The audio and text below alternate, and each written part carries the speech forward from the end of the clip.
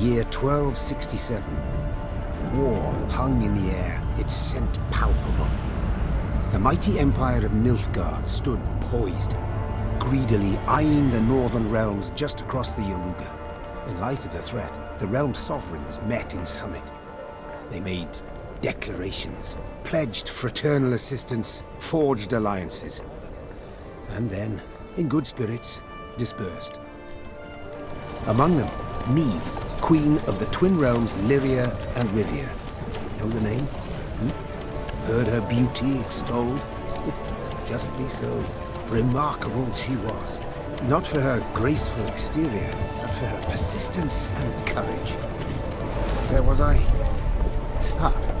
As the Queen and her retinue neared her capital, Count Caldwell appeared. In Neve's absence, the Count was to have helped her son, the youthful Prince Willem, run the Twin Kingdoms. Caldwell had clearly ridden hard. Drops of perspiration dangled from his whiskers, his neck red and chafed from a ruff, starched stiff. Hail, Your Majesty!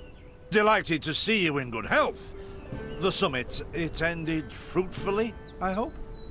Yes, at its end letters were exchanged, documents signed. Paper. Time will tell of what value. That will suffice as cordialities go, Caldwell. Tell me what's happened, for I sincerely doubt sheer longing prompted you to ride out. Indeed, Your Grace. Another circumstance inspired me to do so. The strays of Sparla, the bandits, I was to tend to during Your Grace's absence. The situation's gotten out of hand, I fear.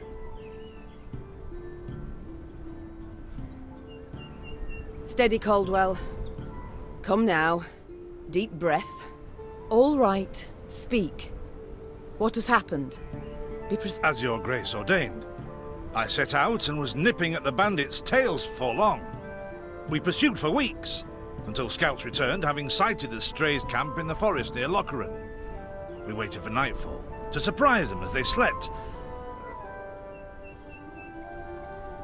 Alas, it proved a ruse. We found the tents empty, straw-stuffed dummies round the fire. Soon, we learned that as we waited for the sunset, the strays had snuck away, rounded our positions and ridden to Hawksburn.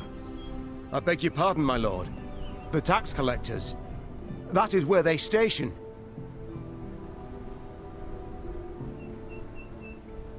So the gold? All of it? It's stolen, Your Grace, but I shall do all in my power to recover it. This I vow, if it be Your Grace's wish. After weeks in the saddle, Your Grace's wishes are modest. A hot bath and a night's sleep in her own bed. Yet, they shall have to wait.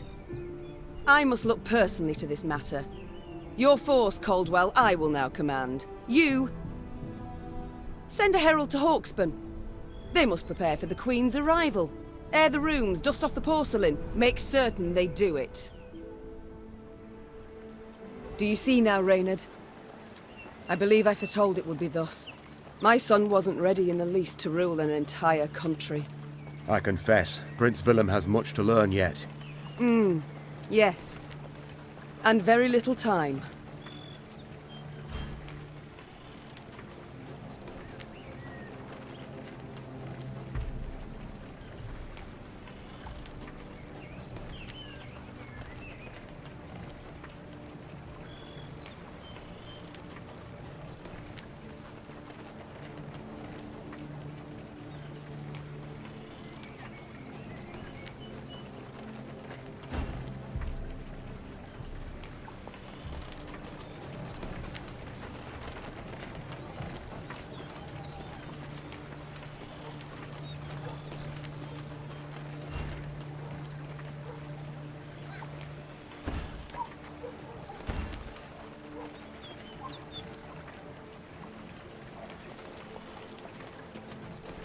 Thought it were bandits riding in.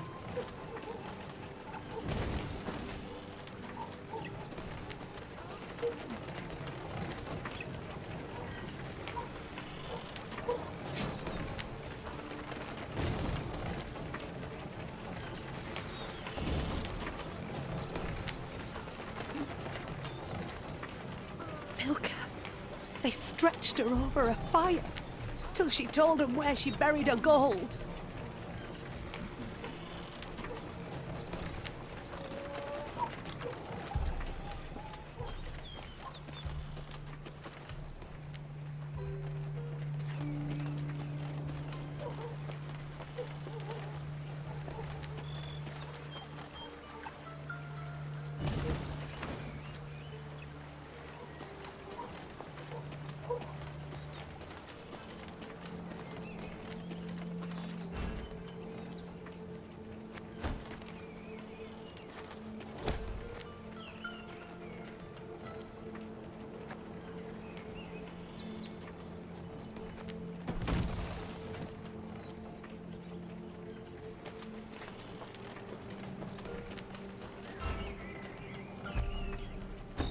Count Caldwell rode at the column's head, scanning its flanks with a wary eye that, despite his advanced age, proved very sharp indeed. Your Majesty! Bandits! There! At the tree line! The Count's footmen, unaccustomed to escorting their queen, sought to shield her with their bodies and assumed a tight formation to do so. They were promptly knocked aside as Meve charged headlong at the bandits, brandishing her blade and bellowing a ferocious cry. Attack! Charge!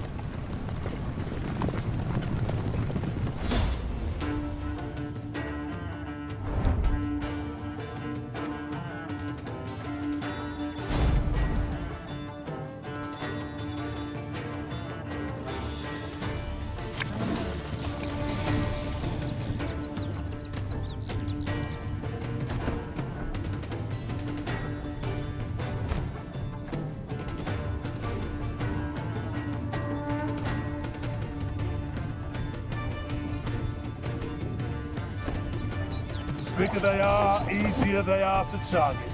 To attack the Queen? An outrage!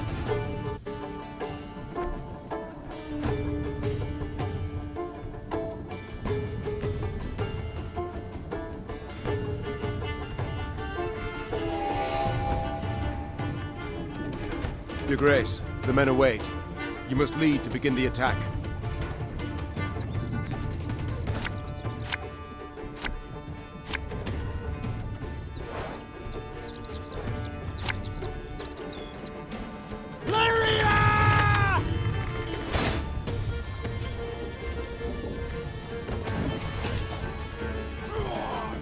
The chase is on!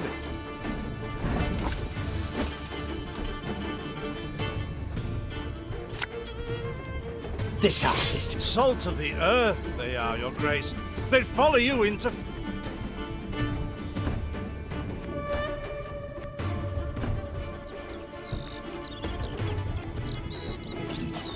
I shall teach you to respect the crown, you dogs!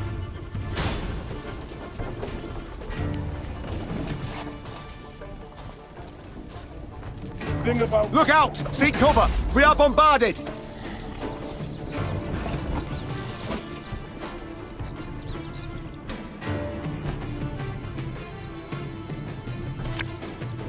What?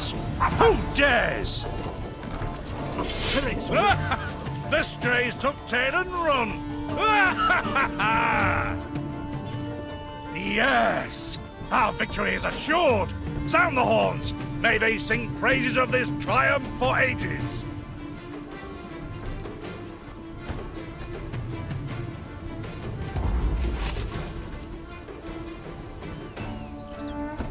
The battle's not yet done. It is better to conserve our strength. Prepare for us.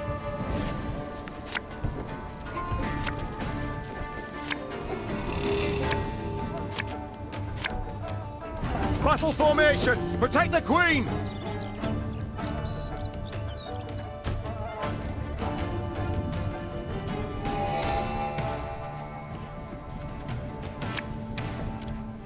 One vote. Hey?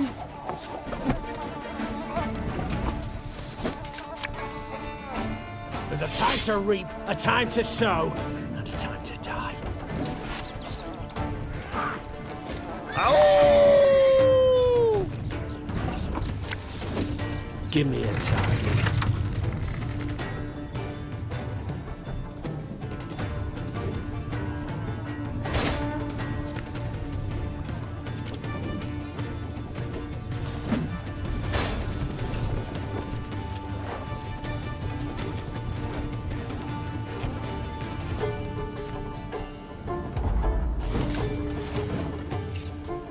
Ever have a stone knock out one of your teeth?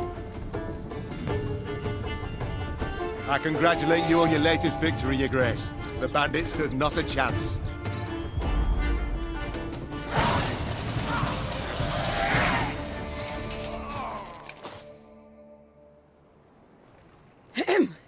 Matters seem indeed to have gotten out of hand, to put it mildly. Meve said, arms crossed atop her shining breastplate. They've grown bold. Doubtless after the raid on the manor, the tax collectors. I've not heard of an ambush on the high road afore. Caldwell explained, avoiding his liege's wrathful gaze. Enough, Caldwell. We must put things right. Come! The Queen's retinue set out, cavalry in front, infantry and arbalists close behind, and, following in the rear, the bandits, bound in chains.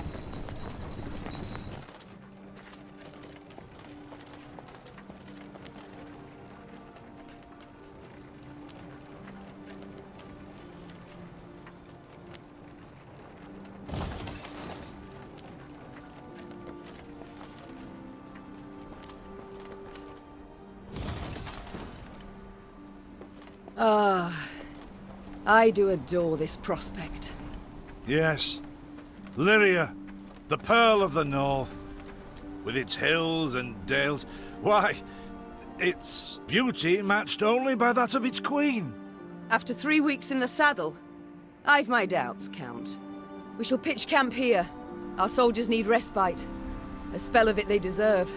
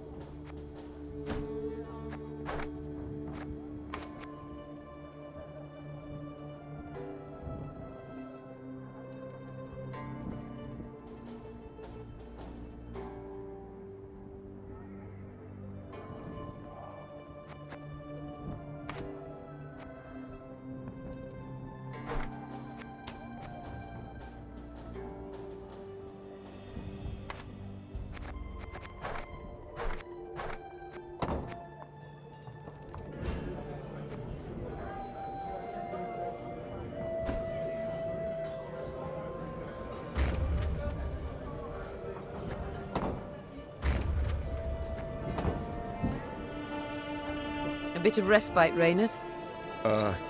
Yes. But if you've any new orders, Your Grace, I can be ready at any... At ease, Reynard. At ease.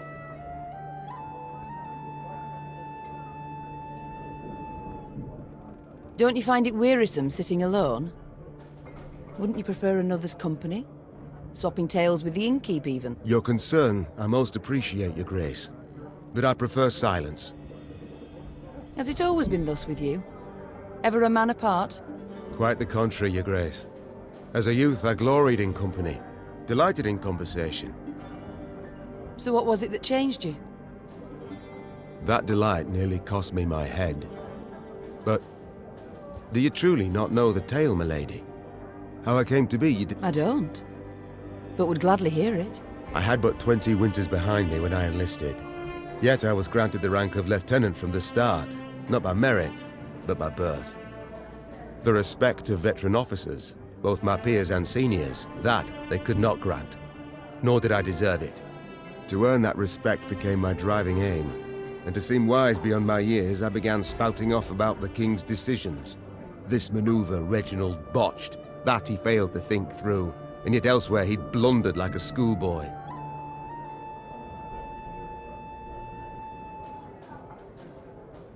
Talk of that nature could only ever result in misfortune. It was not long before I was clanking about in shackles. Another officer had reported me. I was charged with lèse-majesté. The court-martial took but a quarter of an hour to deliver verdict and sentence. I was guilty of treason, and the noose awaited me. But Reginald first stayed the execution, then ordered that I repeat every word I'd uttered about his person or deeds. Soaked with sweat, my voice cracking, I did as he ordained. Reginald listened, raptly and silently, and when I'd finished, he declared I was right. He then appointed me his personal aide. A clever lad like you, I can always use at my side. Indeed. Though hardly sharp himself, wisdom in others Reginald both recognized and heeded. It was then I swore two things. Firstly, never again to wag my tongue like a fool. Secondly, never to betray his trust. And you never did. Know what he told me moments before he passed? Trust none of them, Meave. Save Reynard. The old sod was right about that, at least. I thank you for sharing that tale, Reynard. Truly. Alas, I've come to fear Willem might simply not be cut out to be a king, let alone a good one. A harsh judgment, Your Grace. Let's not be hasty. The prince is but 16 summers to him. And is thus fully grown. The crown he should be able to bear at his age. Yet I left the land in his care for but a few months, and look what's become of it. Bandits roam and loot unchecked. We might yet learn of mitigating circumstances, events beyond his control. Would that it were so, Reynard. Would that it were so. Elsewise, we must hope Ansaeus will demonstrate more wit than his brother. Though I see little chance of that either. It's time I attended to other matters.